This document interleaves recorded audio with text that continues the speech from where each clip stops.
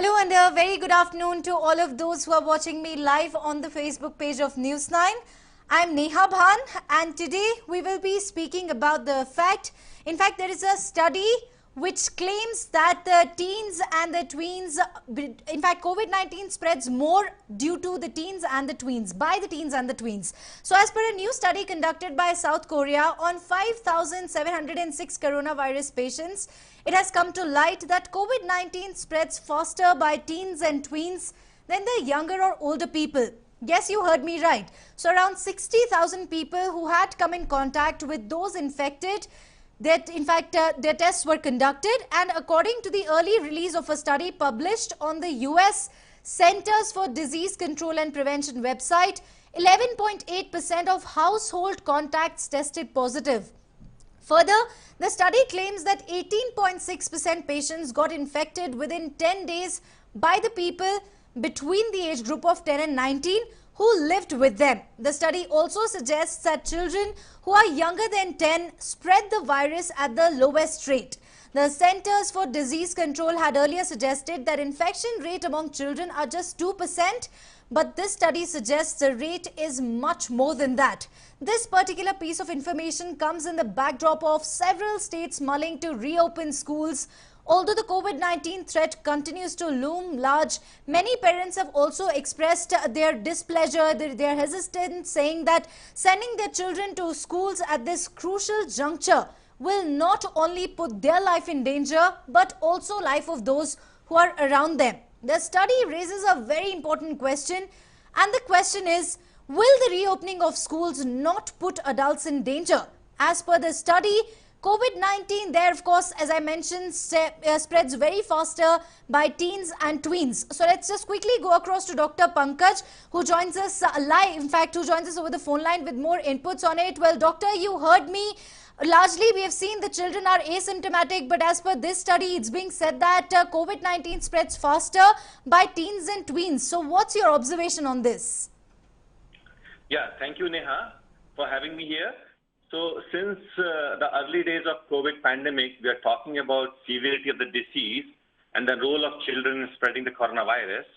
So despite of the milder disease or symptoms in children, they are potential carriers of the virus.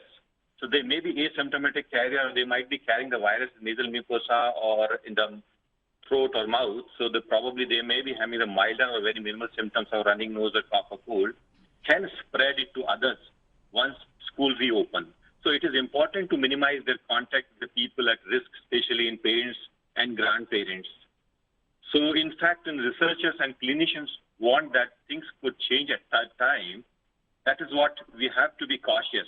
We have seen in the past viral infections like influenza and swine flu also.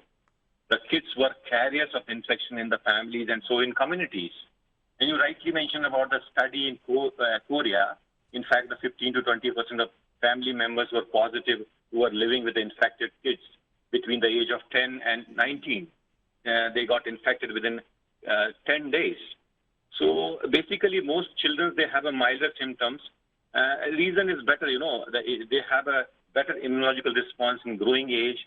And some of the studies, they are saying that children's lung might contain lesser ACE2 receptor, which is found in the lung layer.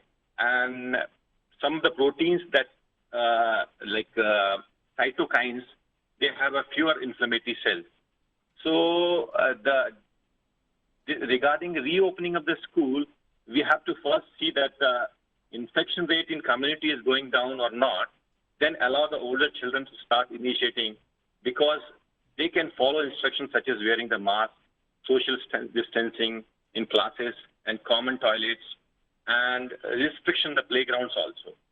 So which is difficult for smaller children. Once the number of cases comes down, then you have to take a call about the reopening the school completely. All right. So, doctor, as I mentioned, the children are largely asymptomatic. But the question is that would it not pose a danger to the teachers in particular, since they, are in close proximity to the kids? Yeah, very true. Because the children probably they cannot follow the instruction of all the rules and regulations we are going to tell.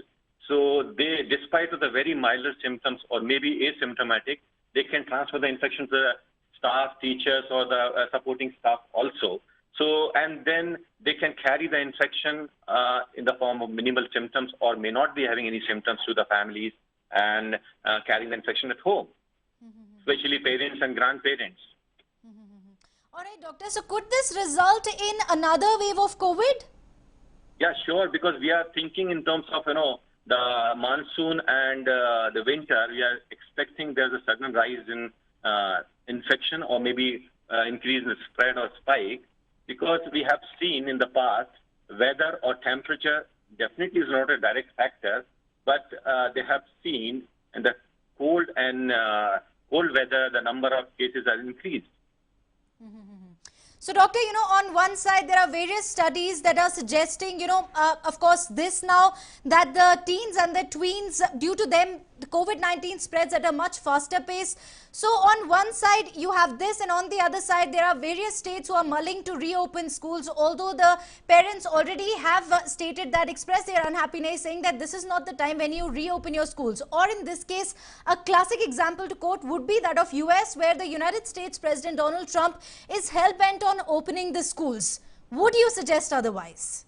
Because it's very kind of tricky question, I think, as I told you initially, because we have to see the community rate, how the infection rate in community. So if the number of cases in the community goes down, definitely we can think about reopening the school, but a limited number of the kind of children, like probably bigger children, so they can follow the instruction of distancing and then kind of wearing the mask, and then how to use the common toilets and restriction the playground. So, and then once we know, we are confident enough they are not much spread in the bigger children or in the families, then we can think about reopening the school for the smaller children also. So, another option that one could opt at this point of time is the online classes. But then many parents have, complained that sort of the eyes, it puts a strain on the eyes of the kids. So, at this point of time, we can't go here, we can't go there. What's the middle path? Is there any? Very correct, because, ultimately, we are living in an era of digital media and all these things. So, we have to learn with these kind of things. So, I think better to be safe, stay at home rather than going and getting infected in the school. In fact, in the previously also, when children or anybody gets sick, then we have to tell the parents to keep the children at home only rather than sending the children to school and spreading to other children also. So my personal take on this thing, like probably they have to stay back at home rather than worry about too much about the kind of online classes and all these things, because ultimately in future also we have to follow these things, because online classes and other things are going to be there in the future.